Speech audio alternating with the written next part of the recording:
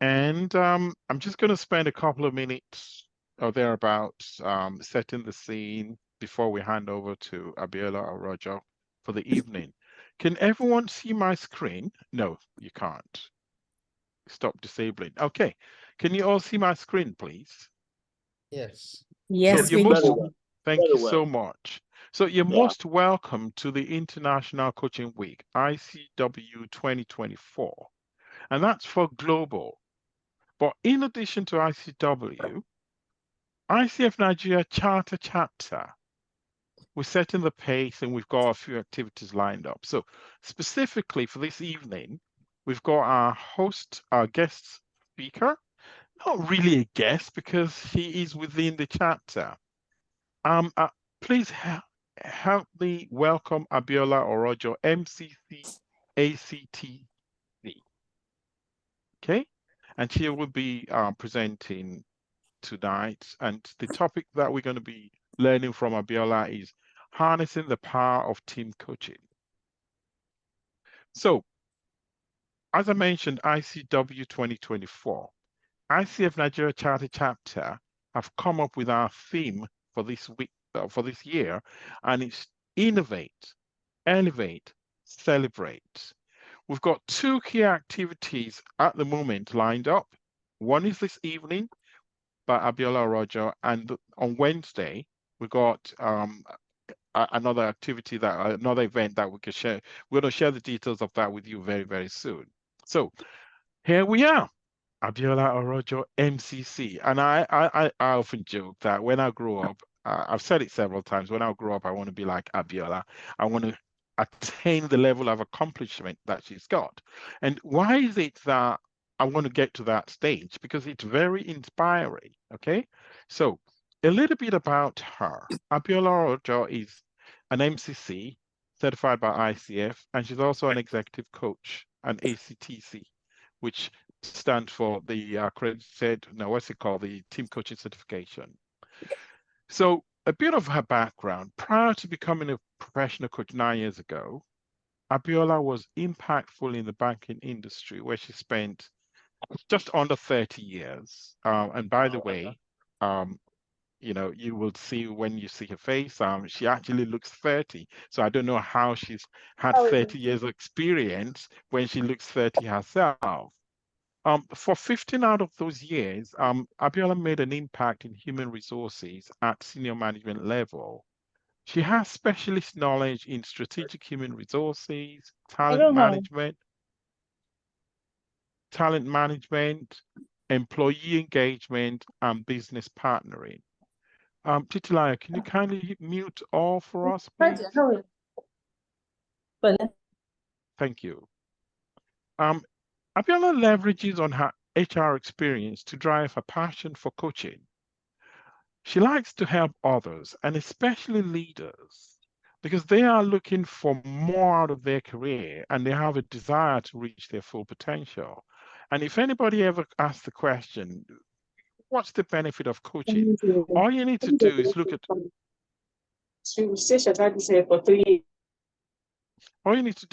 Abiola's profile and you will be, you know, super impressed. Okay. She works with C-suite leaders and their teams to achieve team effectiveness, and she helps alignment of team goals with overall performance goals with the organization.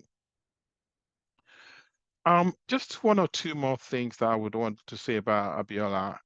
She's a director of training with Coach Masters Academy, and this is a global organization well renowned for providing approved ICF certified coach training program. She has facilitated several face-to-face coach certification trainings. I know we said here West Africa, East Africa, and other parts of the world, but if the truth be told, she's actually a global ambassador facilitating mentoring, coaching, and do all the things that coaches do.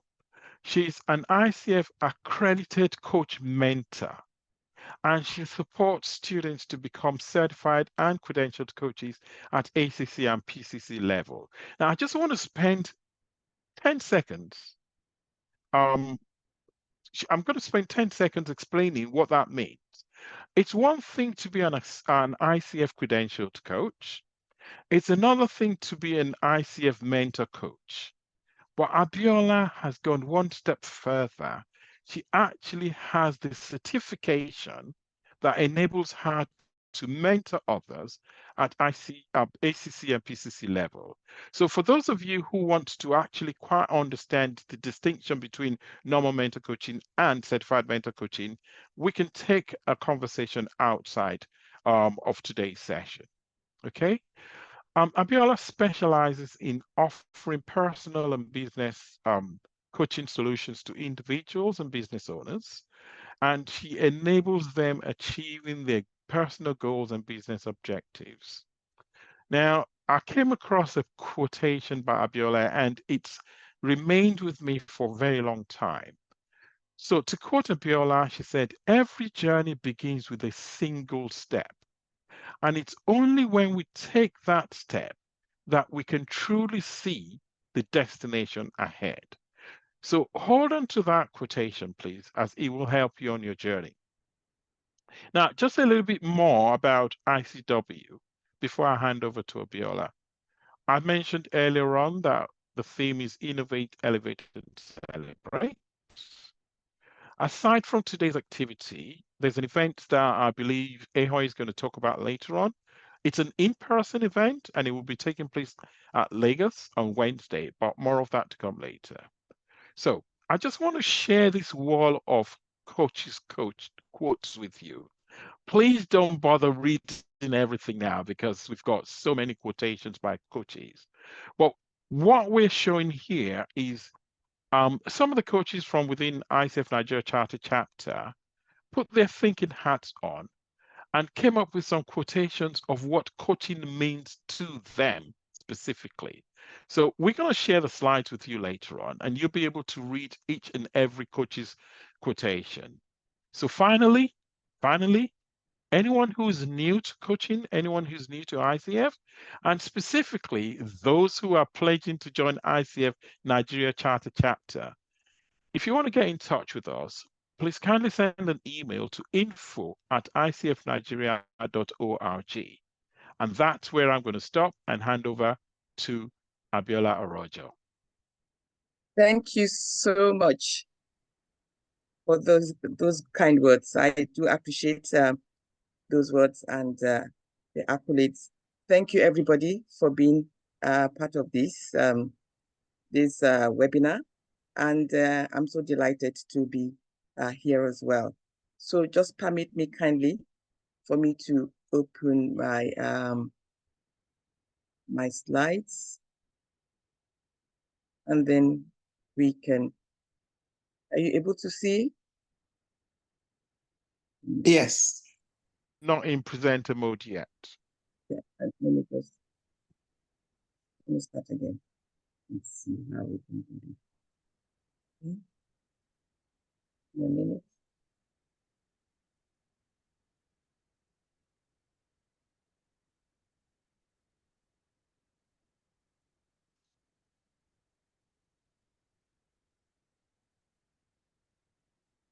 Okay. Let me give it another try and see.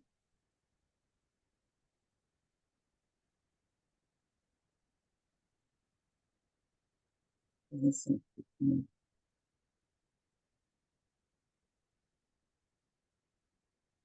Just give me a minute. All right. You showing now? Yes.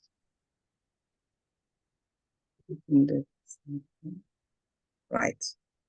Can you all see? Absolutely. Thank you very much. Thank you. So good evening, everybody. And as we've been told, we are going to look at how to harness team coaching as professional coaches. So today, I'm going to look at it from the perspective of what we already know in terms of coaching from the one-to-one coaching process. And then I'm just going to now sort of draw out some comparisons to say, what's the difference? What makes it so important for us to really focus on team coaching? Now, the agenda for today will be looking at the characteristics of teams, would be looking at the difference between group coaching and team coaching. Briefly, I will not really spend so much time on that. I'm going to look at the related interventions for team development that we sometimes confuse or we misinterpret as team coaching. And then I'm going to look at what is the difference between one-to-one versus team coaching. And then I'll look at the complexities of team coaching and the spectrum that we can play in when we are talking about team coaching. What is the spectrum that we can really play in when we talk about team coaching? Then as a team coach, what competencies do you really need that would be add-on to what you already have as an executive coach, as a one-to-one coach? Okay. And then I would now say, with this understanding of what team coaching is about and what a team coach needs to understand to be effective as a team coach, what is your road to mastery? How do you begin to position yourself in such a way that you add value and you get the results that is required in supporting the teams? And then we'll probably have some time for comments and questions. So if we look at what teams are, the definition tells us that it's about those people coming together that have complementary skills. So individuals that come together, they have complementary skills who are committed to a common purpose towards performance, towards goals, and having an approach for which they can hold themselves mutually accountable. Now, where does team coaching come in? Team coaching comes in when we begin to look at these teams. So professional coaching in the one-to-one context will seek to maximize human potential. I mean, we all know this as coaches. ICF has defined it for us through the expansion of individuals' thinking capacity to provide fulfilling results for sustainable change. So the key skill that coaches will bring to the table for a one-to-one coaching is recognizing a person's holistic component in terms of their potential. What they bring to the sessions or when you have one-to-one coaching is everything about their personal makeup. So the person will coach on a one-to-one basis. We're coaching for wholeness. We're coaching for them to get awareness. We're coaching for them to be able to construct their different elements when it comes to things like their emotions, their insights, their fears, their worries. What are those things that underline the whole of a person? That's what we do as a one-to-one coach. Now, having talked about what a team is, what is it that team coaching does? So this is also about partnering. Remember, one-to-one coaching is also about partnering. About partnering with a team to unleash this time, collective power, collective purpose, and potential to connect the team and for them to collaborate. It is about creating spaces. So just as you create a space for an executive coach or an individual to think, to have some reflection moment, to see through their patterns, to see through their blind spots. The same thing, you're going to be creating a space for the team to connect. You're creating the space for the team to think, to rewire how they work together. So it is not something that you do to a team. It's something that you partner with them to achieve. Now, we'll talk about the fact that there must be a compelling reason for a team to be regarded as a team.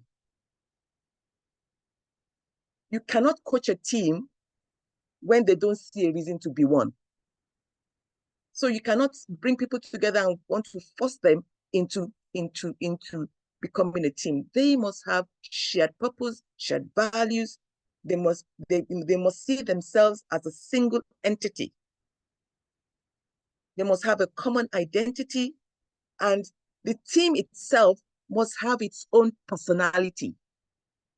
Just like an individual has this personality when they sit in front of you in a one-to-one coaching session, the team itself must exhibit some form of personality and culture. So when you're coaching the team as one entity. And as a team coach, you must know that the team has a relational taint to it. There is some interconnectedness that you as a coach needs to be vigilant, to watch out for, to observe. You know, our observation skills should be strong in that area. Then you should also know that because of diversity, you need to also know how they relate in terms of diversity.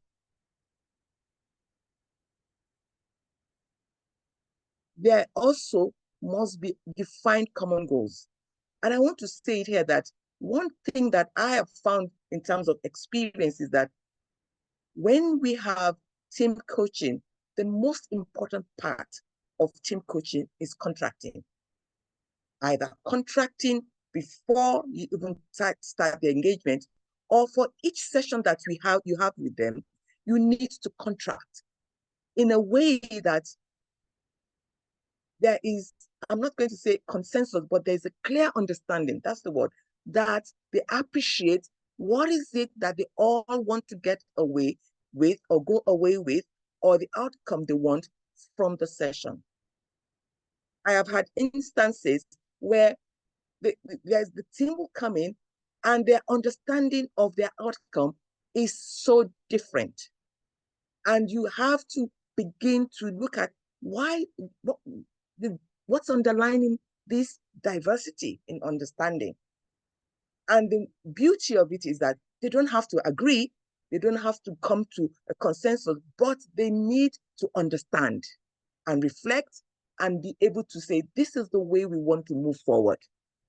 It is their show, just like in a one-to-one based coaching.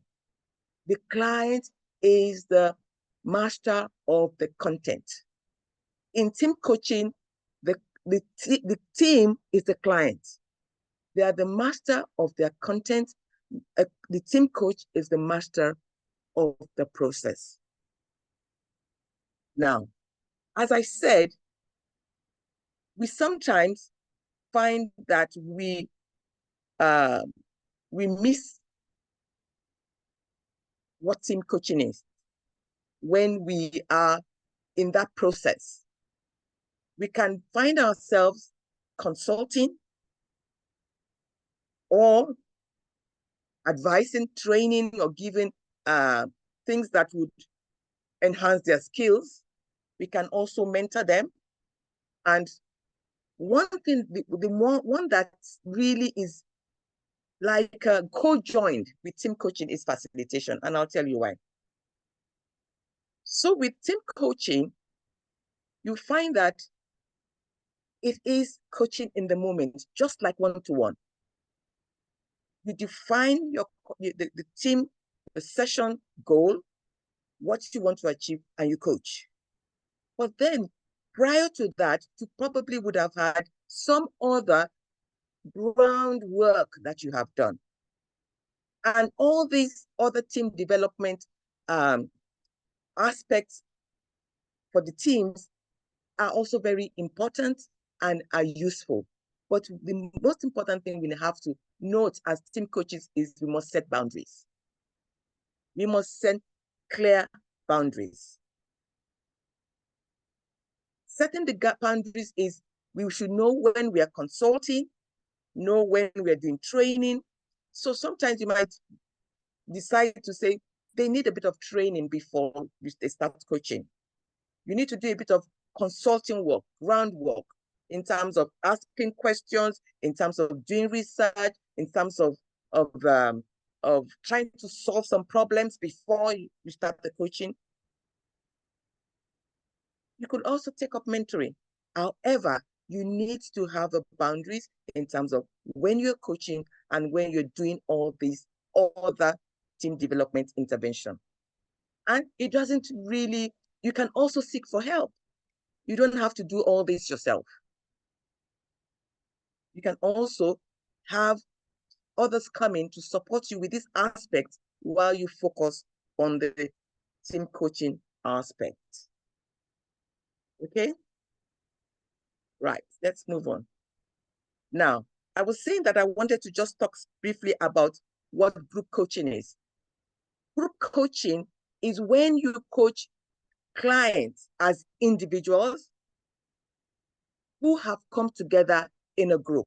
So for example, you have business owners who run a boutique of shops. They come as a group and then you coach them on their vision, individual vision within the group. There is also a way that there is a technique, there's a skill for group coaching, but we're not going to look into that today because we are focusing on team coaching. The benefits, they come together as individuals and you will coach them within the group as individuals. And the goal for that session, for the group coaching is to develop, for them to develop and learn individually within the group. Whereas for team coaching, the client is the team. It's one voice. They have one voice and it's one entity, one single entity, like I said before. And then the team would be benefiting from the focus of the team as a whole. Their agenda would have been agreed on, contracted, and then you will coach them through that.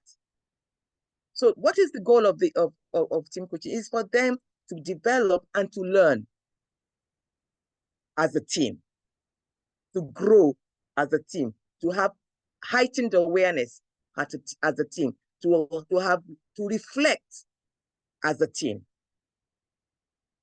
Okay. Now, I said that when we're looking at team coaching, you can either have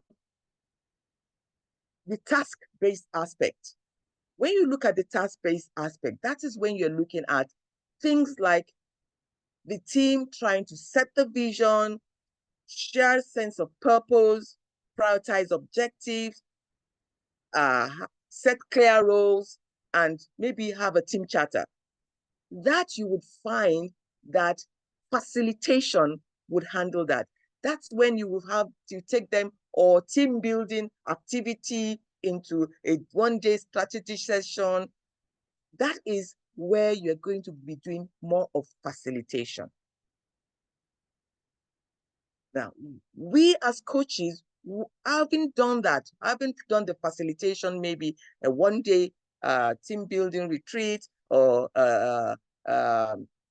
team or a strategy session that you put them together and they're able to come with their vision, the sense of purpose, shared sense of purpose. They set their objective for the year, they have clear roles, and they can set a team charter.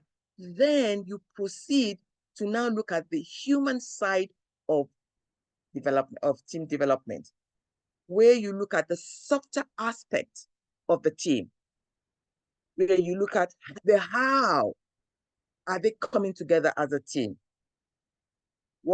How do they collaborate? What are their personal relationships?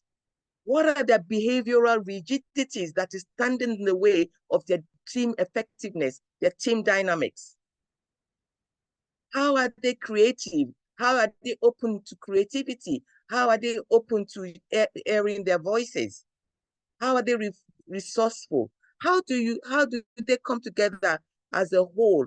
Where is trust in the team and their commitment to their outcomes and their goals? This is where the team coach really focuses on.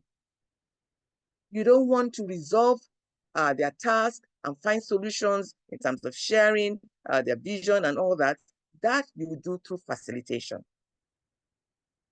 Now, just as in a one-to-one coaching session, you're going to have a holistic view as a coach in terms of the what and the who of the client. And what do I mean by that? It's about the content, the story that the client is giving you, how the client is relating to that story. As the client is talking to you in the moment, how is the client experiencing that content that is telling you? Your observation skills, your reflection skills, your how do we call it, bulletin or reframing skills. Let me put it that way. How do you present to the client what you're listening to, what you're hearing, what you're observing? How are you clear enough as a mirror for the client? And also, you're attentive to the who side of the client, the emotions, the belief systems, their perspective and their values. Just like how you position yourself as a coach, a professional coach in a one-to-one conversation, the same also goes for the team. Now, in the team, they would have their story, their situation. That would be how it would be the content. What happened yesterday? How they're reacting to it as a team? What is it that they're dealing with? How are they relating to it as a team? How are they expressing it how are they experiencing it as they are narrating it to you? That, as a team coach, yes, you want to be attentive to it, but you really need to be look more around the process of how they're doing that. Just as you look at the process in the one-to-one, coaching is about the process. What is unfolding? What is unfolding with the team? I would call it the how. How are they narrating it? What is it that you can see in terms of their emotions, their perspective, their beliefs, their values, their body language? That is the foundation of the difference that you want to be looking at in terms of one-to-one and one-to-many. So as I said, in one-to-one, we look at the client's thinking patterns, we look at the thought process of the client, we look at how the client is experiencing in the moment, their belief systems, their emotions, their goals. Do they have goals? Is there a goal? Is there a concern? Is there a challenge? Is there a problem? Is there an opportunity? How are you interpreting that? And how are you making sense of, how is the client making sense of it as you reflect back to the client? How is the client getting heightened awareness? What is the learning that the client is drawing out? This is on one-to-one basis. The understanding that the client is getting. What is the behavioral change and commitment that they want to take forward? Their perspective shift, the ha-ha moment. How you supporting the leader to understand how they relate to their team. You remember when we talk about one-to-one, we are talking about the leaders and how they want to relate with their team. Now, when we talk about one-to-many, we are talking about shared purpose. They already would have identified what they stand for as a team, the who personality of that team. What are they championing as a team? What is it that they have a consensus on in terms of their challenges? Where do they differ? How are they collaborating? What are their future pointed solutions that they want to focus on? What is their team sovereignty? And how do they want to sustain that within the organization? Now, this last one is heightening their systemic self-awareness. I'm going to go into that more into details because there is no silo in an organization. When we say you're coaching a team, but you need to coach a team systemically in terms of how they see the system that they relate with in the organization. Now, when we talk about coaching holistically as a team, you are coaching the client as a voice. Now, that voice doesn't mean that there is no diversity. There is diversity in behavior, diversity in feelings, diversity in thoughts, and diversity even in ambition, individual ambition. And you need to be sensitive to all that as a coach. And because of these diversities, you find that there are a lot of complexities coming through when you position yourself as a team coach. So in a team's coaching session, you find that even the story that they're being given is complex and divergent.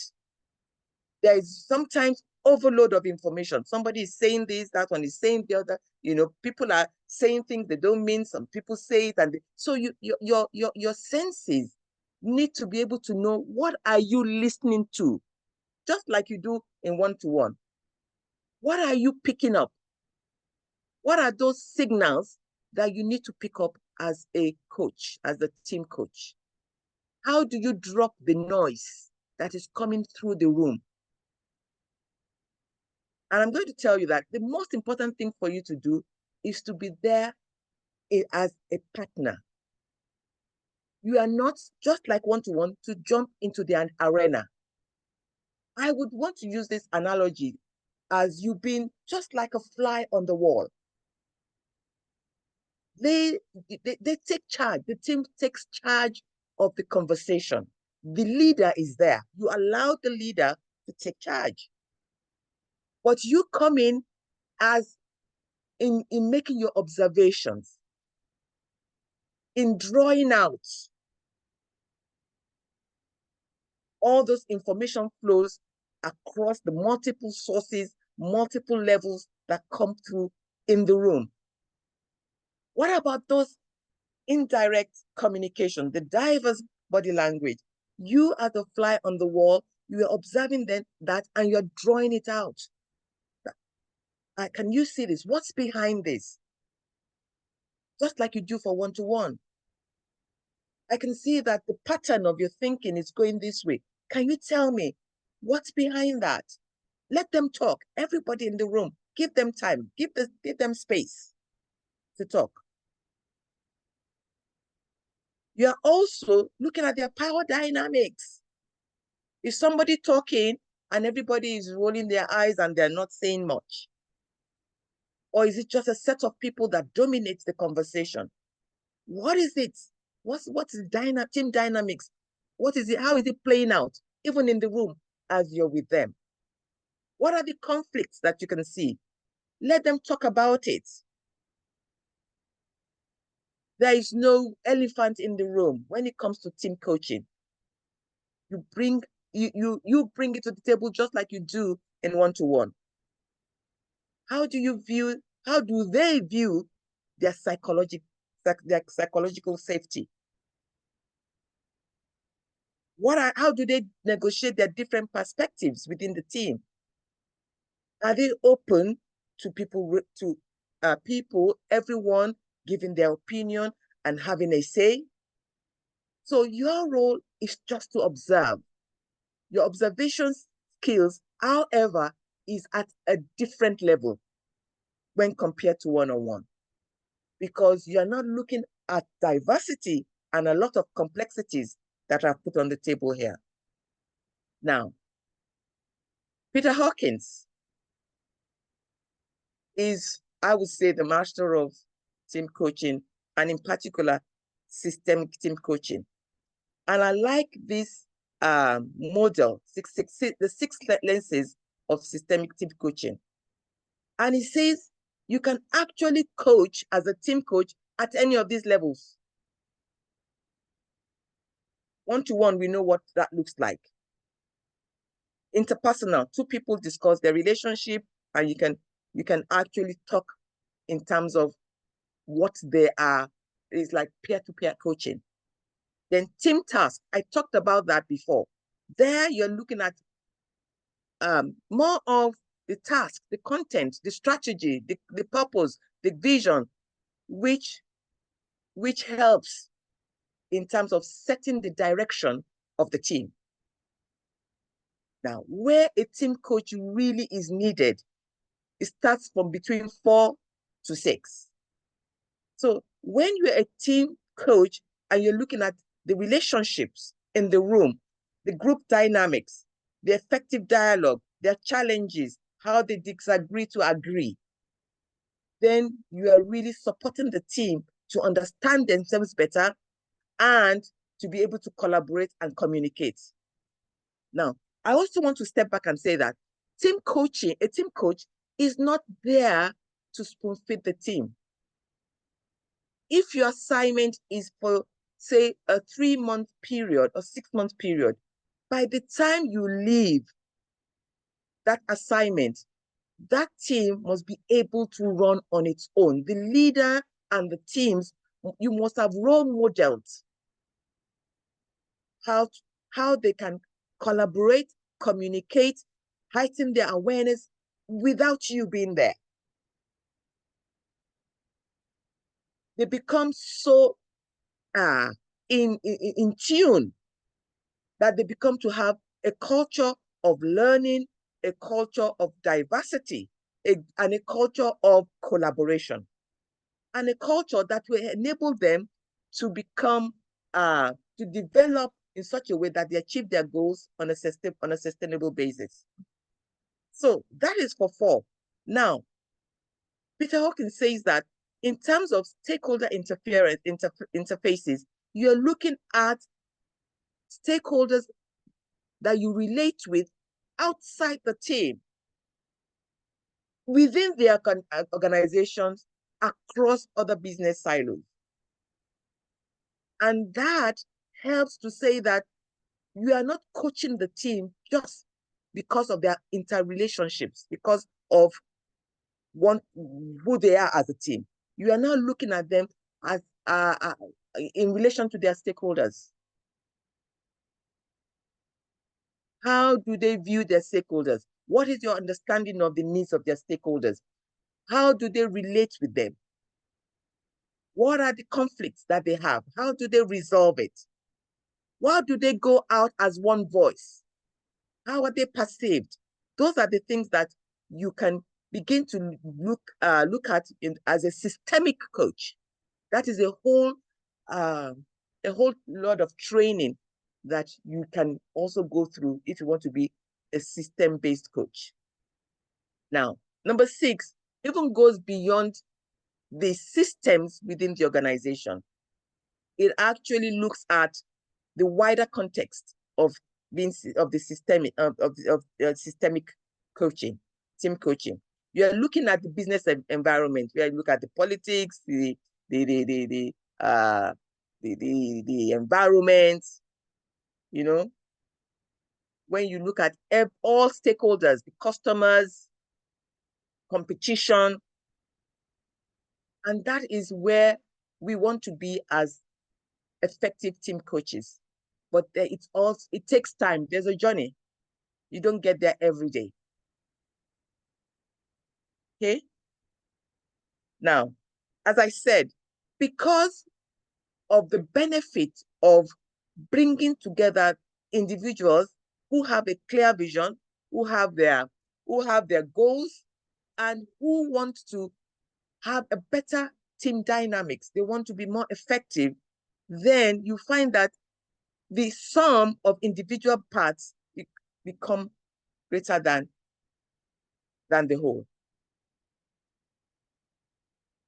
And this is because you are enabling you would have enabled the team to consider both their own internal team dynamics, their culture, the team culture. You've already talked about their team tasks. You've talked about the expectations of their shareholders and how they engage them. In that moment where you are having a team coaching session, you're going to be helping the team to reflect on all these four. What are they learning? You are going to be doing a lot of check-ins, just like you do in one-to-one. What are they learning? What is their level of understanding? What is shifting? What is changing? What is new? What is standing in their way? How can they be different as a team? What are they going to commit to? So you're looking at, in that process of team coaching, which could last 3 months, 6 months, you are helping the team to learn a lot about themselves, understand their blind spots, get heightened awareness, begin to grow and collaborate better and communicate better, get psychological safety in place, trust and commitment becomes embedded in the team. And you begin to see that the team will begin to go through developmental changes, and they also commit to action learning culture. They begin to they commit to change. They take responsibilities. In those team coaching sessions, people take up responsibilities on how to move the team forward collectively. And that's why I say there must be an agreement. They become aware, they have the clarity, and they take action and become accountable for their actions. Now, so the conversations that you should be having as a team coach with the client is for them to be candid and honest. An environment, you as a coach must create that environment. Let them be candid and honest in their conversations during the sessions. Let them have those difficult conversations. Let them be able to agree from a place of disagree and agree from a place of clarity. Let them be adaptable and flexible to each other's preferences. Let them live a culture of ongoing commitment and accountability. That is your role.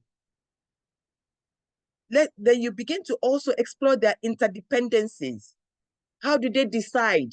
How do they take decisions? Do they wait for the line manager or the leader?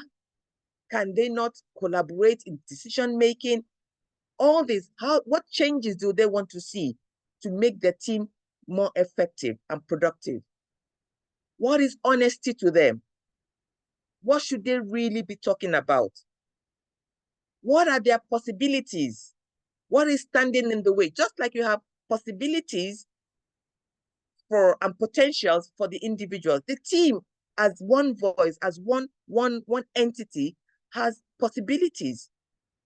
How are they exploring those possibilities? What is standing in the way? What are their fears? What are their worries?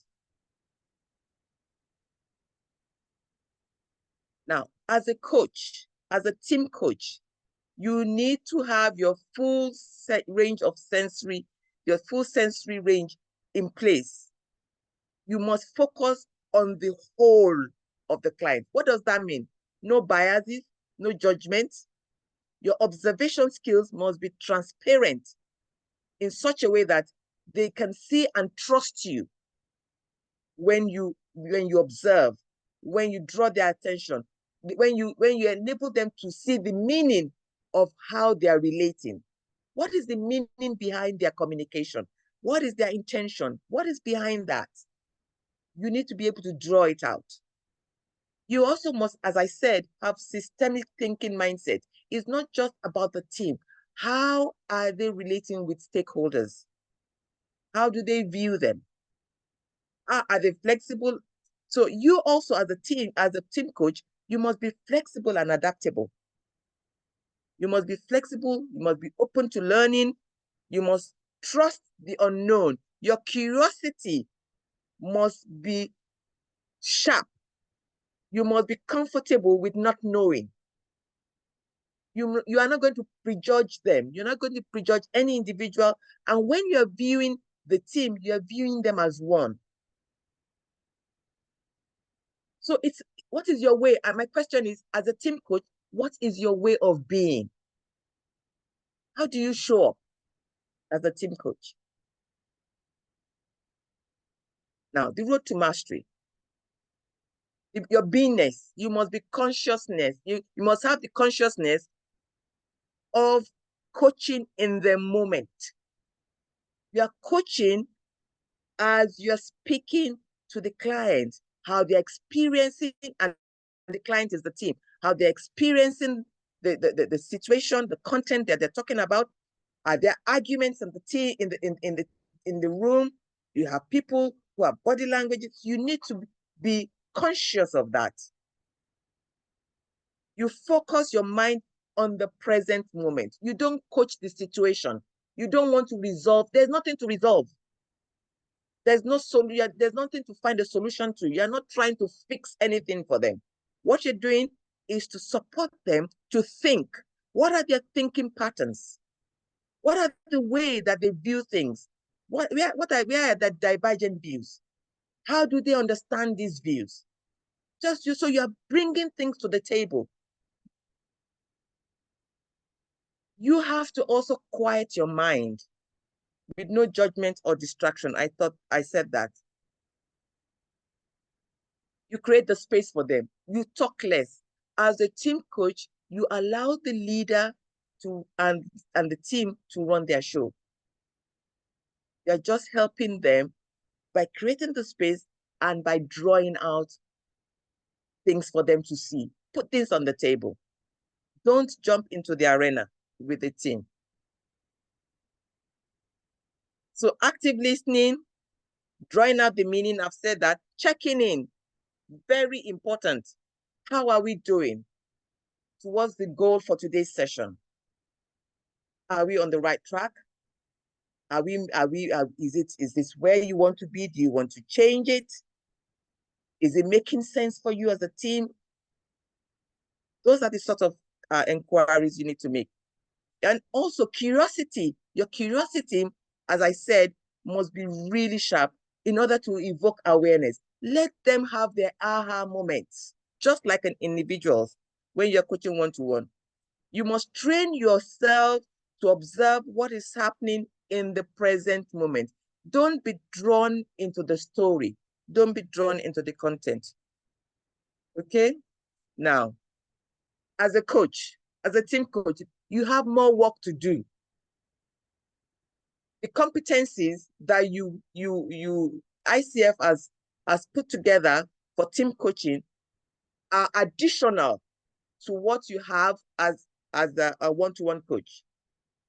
So they have sets of competencies that they have as add-ons to the one-to-one competencies that we have. And because of that, you need to have more time to reflect. What are your inner games? What are the things that are pulling you apart, even as you are in the moment in the room?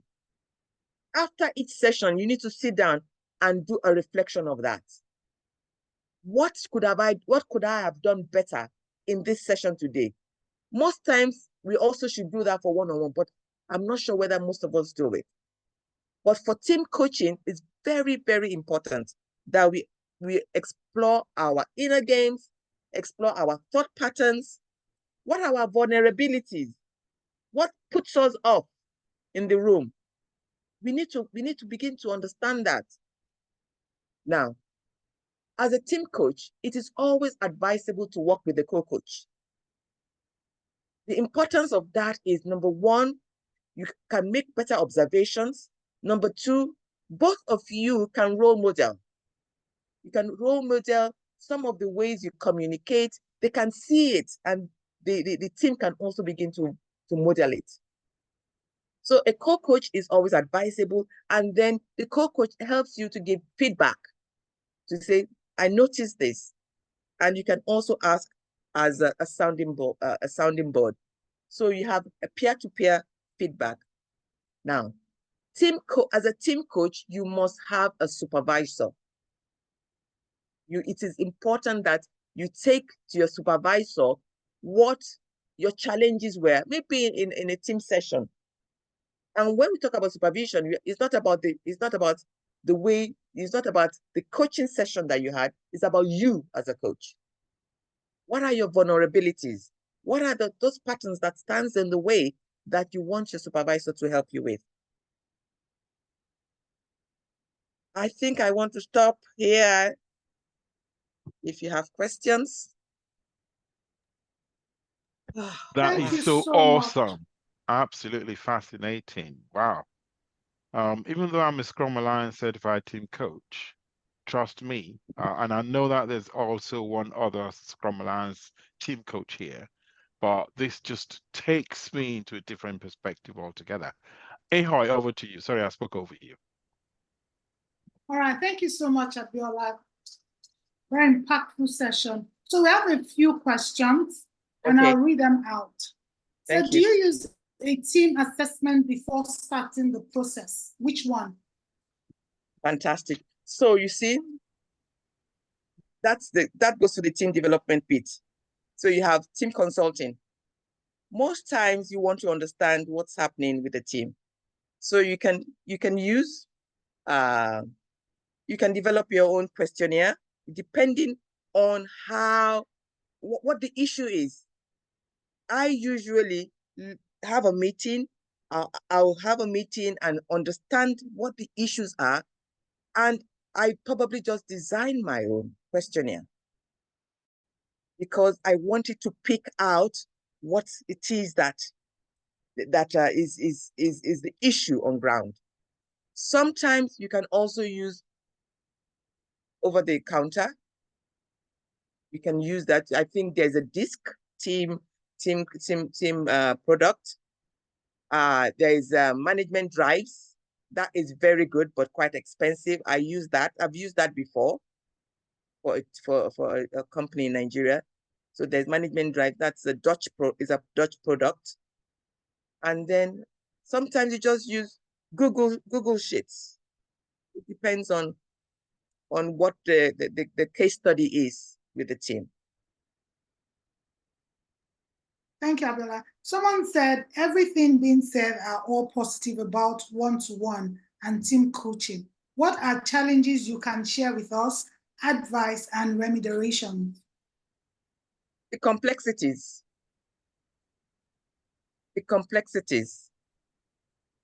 And that's why you need to get support with team coaching. You need a supervisor, because every team coaching session will not go right. And you need to go back and say, how can I be different? When you are in team coaching, it's about the way you are, your being as a coach. We talk about you being present in one-to-one, but it's a totally different ballgame when you go into team coaching, because you're dealing with maybe a team of 6 to 8 individuals. And you're looking at all those dynamics of those people. So those are the complexities.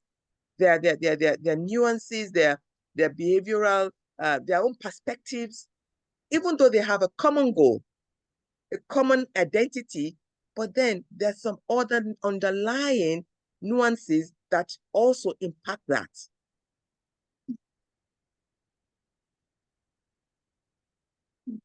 Thank you. Okay, thank you.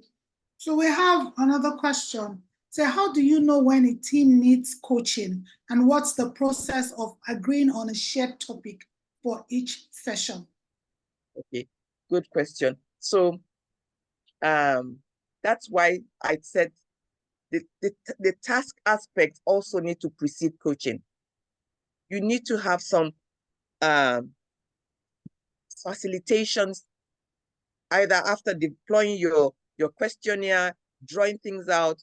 You need to have a session where you do a debrief and then ask them, what are the pain points? What is it in this team that you really want to achieve? What are your goals?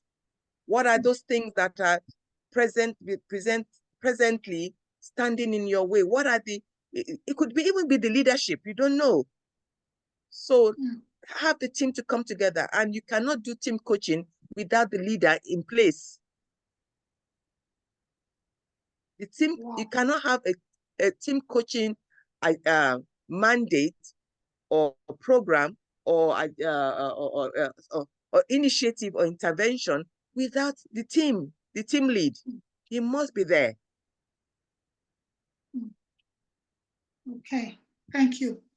Another question says, collective responsibility is one of the features of teams to be an effective team. Is it fair to say? No, I'm going to say it again. Collective responsibility is one of the features of the team to be an effective team. Is it fair to say? Can you really have 100% collectiveness? No, there's diversity. We are all, and that's why you really need to do those profiling of the team, look at the diversity, understand who is who, let them understand themselves, increase their awareness, and then let them now resolve how they want to move forward from their new insights in terms of what is staring them in the face. Okay. So someone says, I loved the clear differentiation between group coaching and team coaching. Thank you, Abiola. Thank you. It's very clear for us now. Then another person is asking this question and said, must the co-coach be a team coach, or she can just be an individual? ACC, it has to be a certified team coach. Wow. Wow. Okay. Okay. All right. Says, okay, thank you for your answer. So with all the diversities you mentioned, right, must every member of the team agree on the direction stroke goal, or can you work with the majority? It's not about, it's the clear understanding. So it's, they need to have understanding. They need to have why they are not coming to agree, and they need to appreciate that they need to move forward. And then they need to come together and say, how do we move forward, even with these issues on the ground? And they will now commit towards something that will make the team work effectively, even though they have a clear understanding of things that are not working well. Okay. So someone says a major challenge in team coaching is managing the hierarchy and dominant personalities in leadership positions who can constrain the openness. Preferably, the team coach has identified this as an issue in advance and established ground rules to mitigate that influence and make team members feel safe. I think that's just a comment. Yes. Thank you very much. That's why I said you need to be able to, they need to see you and trust you. And you also need to set the boundaries. Agree on the boundaries with them. So they would have come up with what their boundaries are. They have a team charter already. They know how they're going to be relating with each other. So you can draw their attention to that. Say, oh, wow, I like item 2 of your team charter. How is that showing up here now? And they'll say, oh my God, we've gone back to our default position. How can we reflect on this? And how can we move forward? What can we do differently so that we don't go back to our default position? Things like that. Wow. So another question goes this. How do you deal with team members that would not like to be involved in the team coaching, not talking, rejecting the intervention, etc.? Okay, so there's a disgruntled element in the team. Somebody who is not happy to be there. Yeah. So that is one thing you can take on a one-on-one basis. If you've observed that, maybe have a one-to-one coaching with the person and then integrate. And then the boundaries of confidentiality also must be clear. So you cannot have conversations with one-on-one with a team member and bring it into the team coaching. So you must also know when you're having one-on-one conversation with a team member, it's a different contract.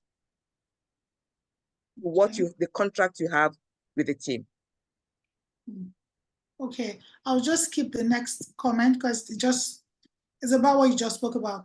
So the next question said, how do you manage a domineering team lead whose leadership style is one of the major issues the team has? Yes, the team charter, the ground rules are there. They would have set it before.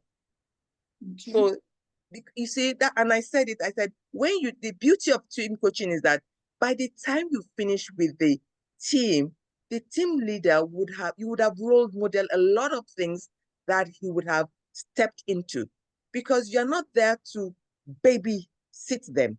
You are there to help them to work effectively as a team and let the leadership also lead effectively in their meetings on issues that concern the team.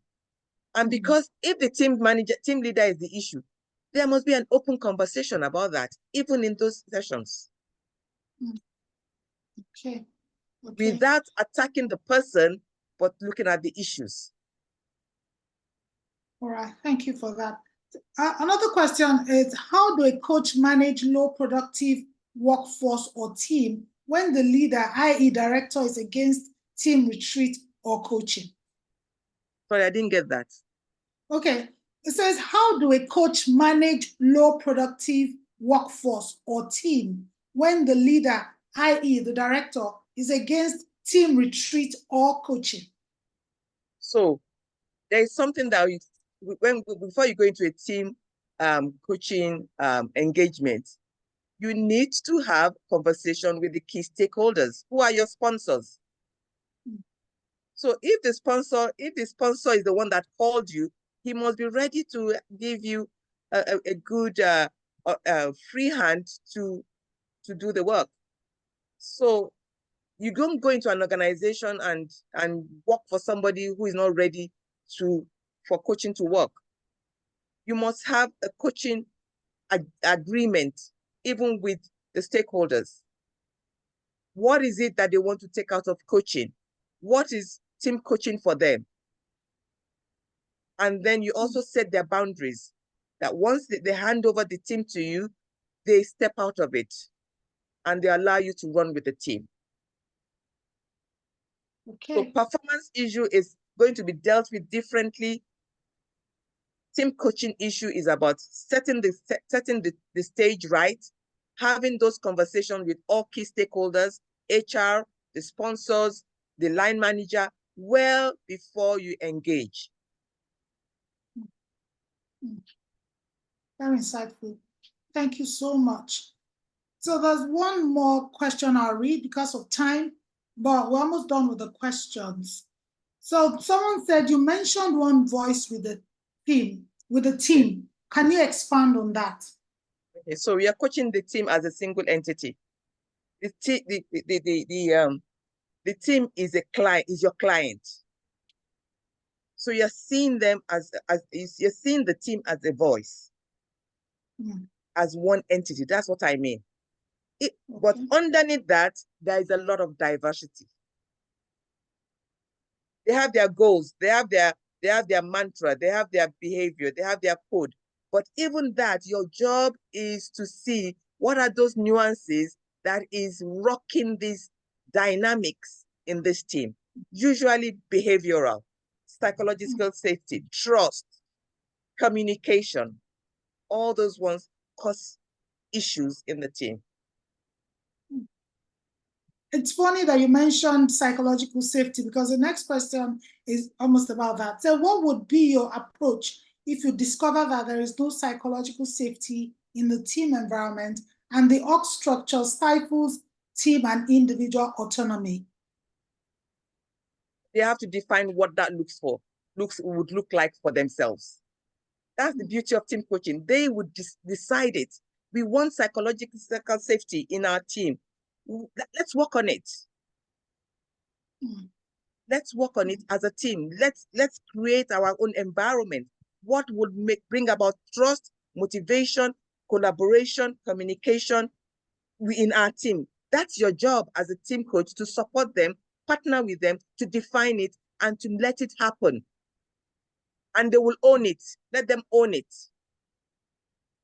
Okay. Okay. So someone says, how do you recommend team coaches pay attention to their self-care and recentering themselves beyond supervision? I'm sorry? The last question I'm going to read says, how do you recommend team coaches pay attention to their self-care and recentering themselves beyond supervision? Reflection. Reflection. Reflection and meditation, preparing your, even after coaching, you need to reflect. What worked well? What didn't work? What could I have done differently? You need to reflect. Team coaching, you must reflect. After each session, you must reflect. Journaling, yes, thank you. Journal. Wow, thank you so much. Thank you so much, Coach Abiola. One last comment. It says, wow, so many dynamics at play with team coaching. I suppose the pay rate considers this. And smiles. Sounds like so much work. It's a lot of work, yes, it is. Thank you so much. So much work. It's a pleasure. Thank you for so the opportunity. Yeah. Thank you. We cannot pay you, but we're so grateful to you. Coach Abiola, what an evening. You know, thankfully this has been recorded and people will have the opportunity to play back step by step, pause, reflect, learn, and you know, everything they have to do. Coach Abiola, can we check with you that we're going to get the slides that you've presented to us so that people can, you know, I mean, maybe as a PDF? Is that okay? Yes, I will send it. Thank you. Fantastic. Thank you so much. Yeah. What an evening.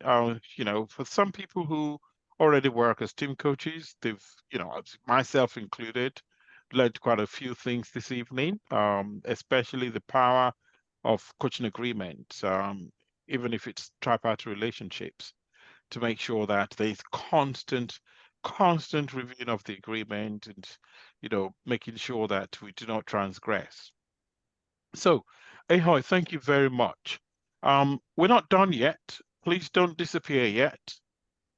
We still have just two more people who we're going to call on. We're going to call on Charles. We're going to call on Akanimo as president of ICF Nigeria Charter Chapter. Now, I don't know which order you want to play this, but I know that between the pair of you, you've got one or two things that you'd like to share. Over to you, please. Okay, so quick one. I just want to say on behalf of ICF Nigeria, thank you so much, Abiola, for this. My own coach boss, Abiola, pushed me through my own PCC, and her wealth of knowledge, her determination is just something that I'm just so amazed by. I don't know whether now that I've listened to what she said about team coaching, whether I am as excited as I was before, or whether I'm now afraid, because it does look like a lot of work, but still she's made it look so exciting, interesting, and there's a lot for us to just digest on. So thank you so much, Coach Boss. I think definitely I'm going to recommend this to my football club, Manchester United. Beyond that, we do have, I know Ahoy and Charles will talk about our session, our in-person session on Wednesday. And then we also have another powerful session next week on some of the core competencies on Tuesday, 7 p.m. with Tracy Sinclair. We'll post some of that on our local group and with our external stakeholders as well. So just want to say thank you, Abiola, one more time. Thank you, ICF Nigeria, the members who joined, and thank you for those who have joined outside Nigeria, Africa, Europe, Middle East, and Asia. Thank you so much. I hope you got something out of this like we have as well. So over to you, Charles, I believe. Just before Charles, can I just quickly say, I've put a link into the chat for this Zoom session. I'm pretty sure that after some people have listened to Abiola on team coaching, they might want to explore ICF's ACTC.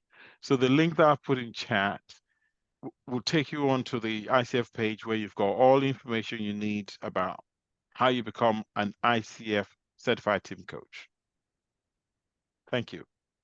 Back to you, please. Charles, you there? Yes, I am. Good evening, everyone. It's been a great evening, or depending on your time zone, actually, it could be good afternoon, if not good morning. So today we'll just talk in a minute or two about becoming a member of the ICF global body and then associating with the charter chapter. So I'm the director of membership for ICF Nigeria chapter.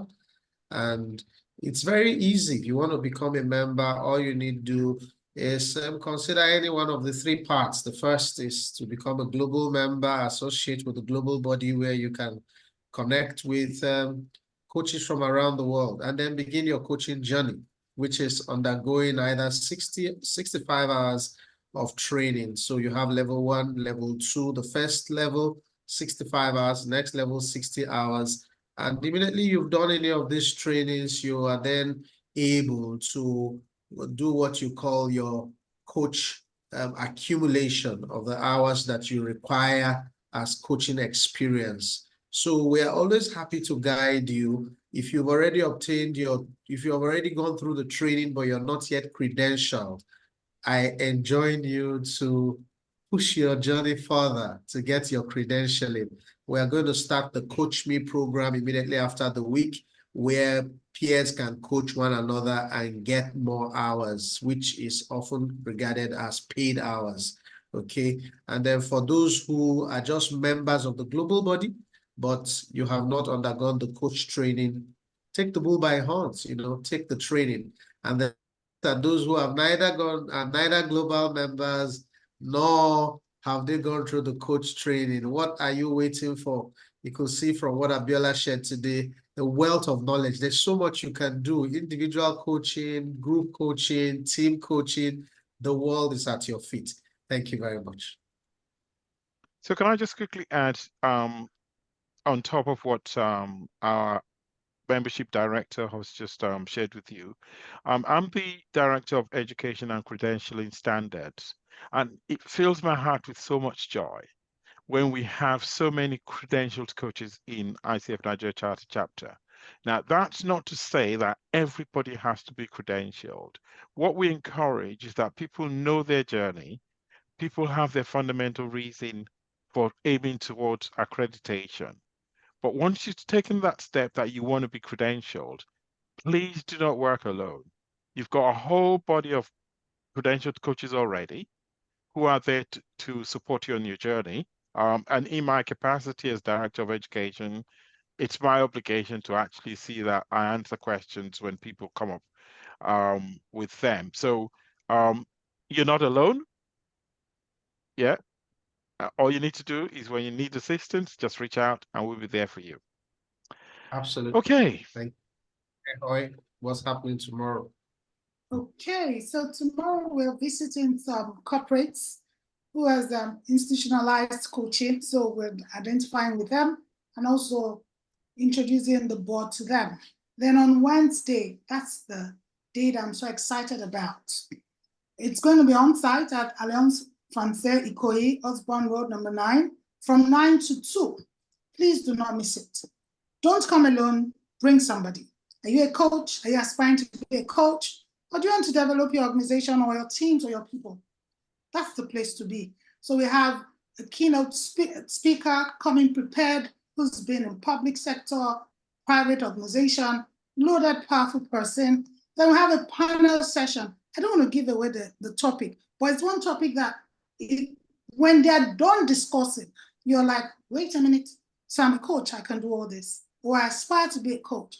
Then we're going to have a word ceremony just to give awards to organizations who have recognize coaching, because, you know, we talk about coaching is either through people, teams, organizations, coordination, leaders, people everywhere. So we're going to recognize organizations who have institutionalized coaching. Then we have a networking event, and that will be a wrap. But don't miss it. Invite people, put it on your social media platforms, tell people about it. Tell your friends, your neighbors. I don't say your frenemies, but everyone, you know. Don't miss it, please. Thank you, Ehoy. Over to you. Okay, I'll just share the screen there for people to just get to see the details. So I'm going to stop sharing now. Thank you. Oh, we have a book launch. How did I forget that? Our maiden book, The World of Coaching, an African Experience. Oh my God, this book was written by our coaches from all over Africa. You don't want to miss that book launch. Oh my, how did I forget that? Please, please come. In front of me. Yep, that's it. Okay, Femi, you got yours right. So that's it. Excellent. Wonderful book for people who want to learn how others have traversed their journey. What are the pitfalls? What are the experiences, the highs, the lows? You know, coaching is a journey. Yeah, no one becomes a master coach in one day. Everyone has gone through several high points and low points in their career. But the beauty of it is that there's light at the end of the tunnel. As long as you've got the mindset and you put mind to it, it's a piece of cake. And the good thing about the book has been written by our coaches, and it's from an African experience. So please come one, come all, and love the book with us. Okay, this is probably the point at which we want to, you know, end the session. But before doing so, I mean, with my coaching sessions, I normally do a checkout. Maybe people might have a one-word summary of their experience today. Maybe people just want to, you know, thank our speaker today. I mean, I personally want to thank Abiola Orojo. This has been such an awesome, beneficial experience for me. But if we can invite people who might want to just describe their experience in one word, please. So by all means, come off mic. We've got just about 3-4 minutes to do so. Insightful from Idris, thank you very much. Who else? Oh, Babajide Oshungbon's just asked a question. Is there any Coach 101? Baba, let me take that up with you when we get back to work tomorrow. Let's have a schedule, and you'll be a prime candidate for ICF Nigeria Charter Chapter once you've started your journey. Thank you. So we can see a few more words: splendid, powerful, super, fabulous, great session, enlightening. And the list goes on. Wow, informative, balance. For me, I'll use a double barrel word, eye-opener. Yeah, and then says demystifying. Thank you. Keep them coming, refreshing. Thank you. Awesome. Okay, I just want to invite Stephanie. Stephanie, you still there?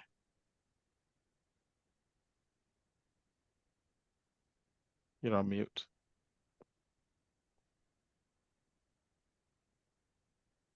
You can unmute yourself.